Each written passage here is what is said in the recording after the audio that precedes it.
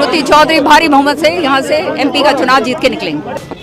अब सबकी अपनी अपनी मंशा है भाई, बनाने वाला तो हाई कमांड है और जनता है। मैं तो कहती हूँ 70 नहीं 80 आएंगी। और बताओ।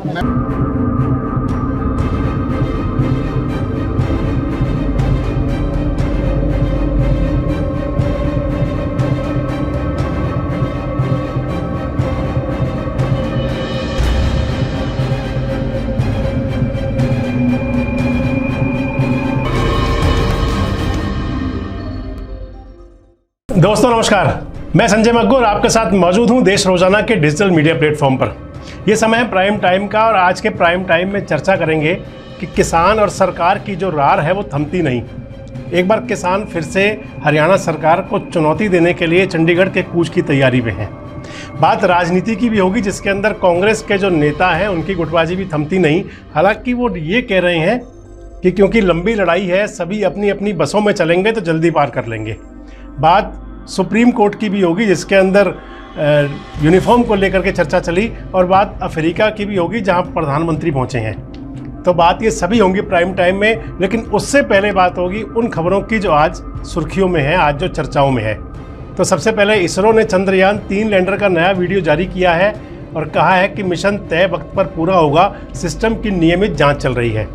चंडीगढ़ में पंजाब व हरियाणा के किसानों का प्रदर्शन हुआ। खराब हुई फसलों के मुआवजे की मांग कर रहे हैं किसान। आर्टिकल 370 पर सुप्रीम कोर्ट में सुनवाई। कश्मीर के विलय पर शिकायतकर्ता ने अपनी अब दलील रखी है। राजस्थान में 2 सितंबर से शुरू होगी बीजेपी की परिवर्तन यात्रा। अमित शाह परिवर्तन यात्रा में शामिल रहेंगे। इंडिया गठबंधन की बैठक से पहले कल मुंबई में MVA यानी कि महाराष्ट्र विकास अघाड़ी की बैठक होगी, जिसके अंदर शरद पवार और उद्धव ठाकरे भी शामिल होंगे। और लेह में सेना के रिटायर्ड अफसरों से राहुल गांधी मिले हैं, वहां उन्होंने तिरंगा फहराया है। राहुल गांधी कारगिल का दौरा भी करेंगे।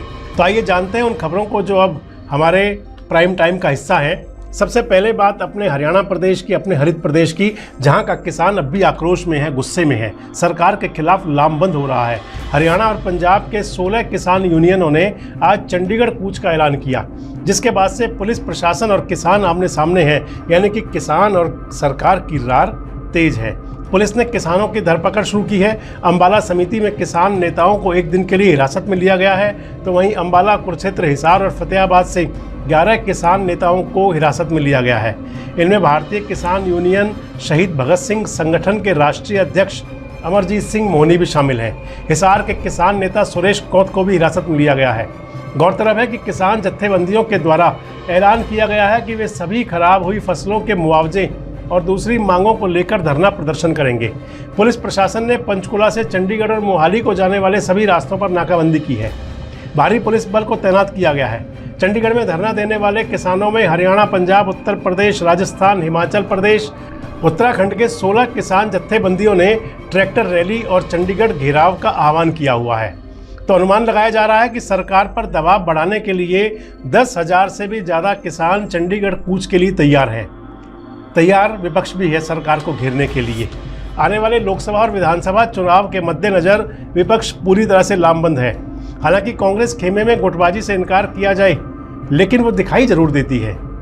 हरियाणा कांग्रेस में चल रही गुटबाजी के चलते सभी नेता एक दूसरे को नीचा दिखाने के लिए, खुद को ऊंचा दिखाने के लिए अपनी डफली, अपना राग अलाप रहे हैं। कोई रैली कर रहा है तो कोई विशाल प्रदर्शन कर रहा है। भिवानी और हिसार में पूर्व मुख्यमंत्री भूपेंद्र सिंह हुड्डा कार्यक्रम करने के बाद SRK यानी कि शैलजा, रणदीप और किरण की तिगड़ी ने प्रदर्शन किया ताकि वह अपनी मजबूती दिखा सकें। हालांकि यह समय बताएगा कि भिवानी में होने वाली इस विशाल विरोध प्रदर्शन में SRK की तिगड़ी को कितना समर्थन मिल पाएगा। जहां एक और पूर्व मुख्यमंत्री हुड्डा और उनके बेटे दीपेंद्र हुड्डा विपक्ष आपके समक्ष कार्यक्रम कर रहे हैं, तो वहीं SRK तिगड़ी यानी कि शैलजा, रणदीप और किरण भी सरकार के खिलाफ लगातार विरोध प्रदर्शन कर रहे हैं। भिवानी में कांग्रेस की दिग्गज नेत्री किरण चौधरी ने शक्ति प्रदर्शन के बहाने अपनी ताकत दिखाई और वहां दावा कर दिया कि हरियाणा में कांग्रेस की 70 नहीं 80 सीटें आएंगी, यानी कि एक रिकॉर्ड बनाने की बात कर दी। किरण चौधरी ने कहा कि श्रुति चौधरी सांसद भी बनेंगी। श्रुति चौधरी किरण की बेटी हैं। वहीं उन्होंने यह भी कह दिया कि भिवानी की चौधर के लिए उन्होंने यानी कि चौधरी बंसीलाल के परिवार ने पहले भी लड़ाई लड़ी है और आगे भी कोई कसर नहीं छोड़ेंगे। उनके साथ इस रैली में कुमारी शैलजा और पूर्व सांसद श्रुति चौधरी भी मौजूद रहीं। जब उनसे पूर्व मुख्यमंत्री हुड्डा के दोबारा मुख्यमंत्री बनने का सवाल पूछा गया किरण चौधरी से, तो उन्होंने कटाक्ष किया कि यह उनकी मंशा हो सकती है, यानी कि हुड्डा जी की मंशा हो सकती है, लेकिन सीएम जनता बनाएगी और हाईकमान फैसला करेगा। श्रुति चौधरी भारी बहुमत से यहाँ से एमपी का चुनाव जीत के निकलेंगे। अब सबकी अपनी अपनी मंशा है भाई, बनाने वाला तो हाईकमांड है और जनता है। मैं तो कहती हूँ 70 नहीं 80 आएंगी। और बताओ। देश में लोकसभा चुनाव 2024 को लेकर माहौल बन रहा है। वहीं दूसरी तरफ बीजेपी सांसद और मशहूर बॉलीवुड एक्टर सनी देओल ने गदर मचा रखा है। एक तरफ उनकी फिल्म गदर ने बॉक्स ऑफिस पर कमाल किया है, तो वहीं उनके बंगले की नीलामी पर रोक ने सियासत में गदर मचा दिया। अब सनी देओल ने ऐलान ये किया है कि वे आगे कोई भी चुनाव नहीं लड़ना चाहते। सनी देओल ने एक निजी चैनल को दिए इंटरव्यू में ये बातें कही।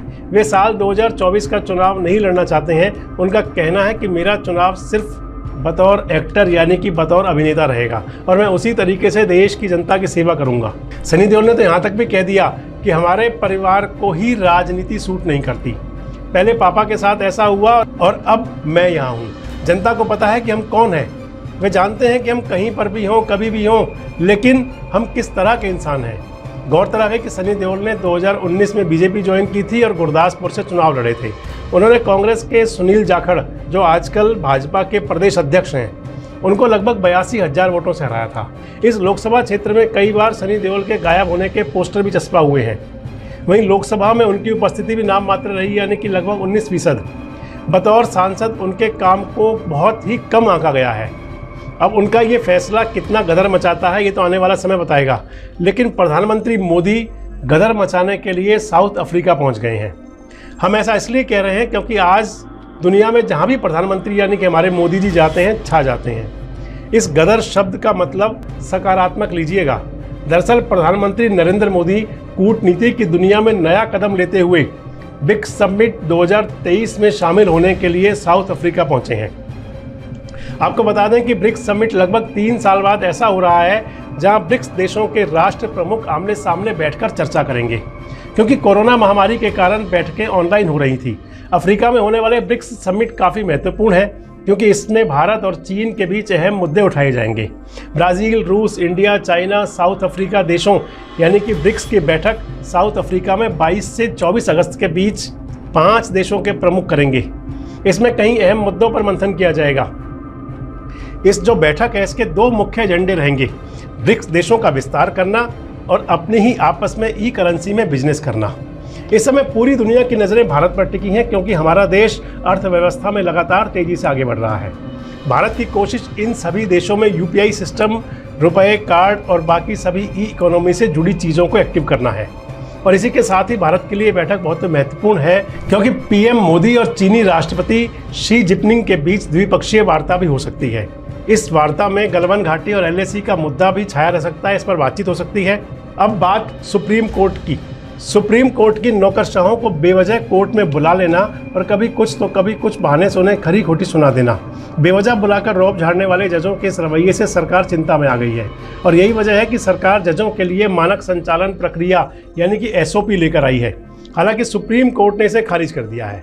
सुप्रीम कोर्ट का कहना है कि वह खुद अपनी एसओपी बनाएगा और नौकरशाहों को संवैधानिक कोर्ट के सामने व्यक्तिगत रूप से मौजूद रहने के लिए, बेतुके बुलावे को रोकने के लिए और बिना ब्लेजर पहने कोर्ट में उपस्थित होने वाले अधिकारियों को अपमानित करने से जजों को हतोत्साहित करने के लिए मानक दिशा निर्देश तैयार करेगा। सुप्रीम कोर्ट ने इस बात पर भी सहमति दिखाई है कि किसी भी मामले में निपटारे तक हर मामले में नौकरशाह को कोर्ट में शारीरिक तौर से उपस्थित रहने की ज़रूरत नहीं है।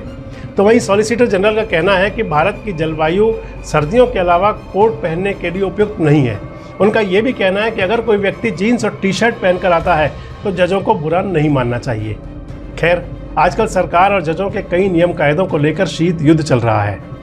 अब ये शीत युद्ध का परिणाम क्या होगा ये भी सब भविष्य गर्भ में है। तो चलिए, आज के प्राइम टाइम में इतना ही। दीजिए इजाज़त, कल फिर मिलेंगे आपसे कुछ उन खबरों के साथ, कुछ उन मुद्दों के साथ जो रखते हैं आपसे सरोकार। तब तक अपना बहुत ध्यान रखें। नमस्कार, शुभ रात्रि। हमारे साथ जुड़े रहने के लिए देखते रहिए देश रोजाना का यूट्यूब चैनल सब्सक्राइब कीजिए। साथ ही देश रोजाना की खबरें सबसे पहले देखने के लिए प्रेस कीजिए बेल आइकन।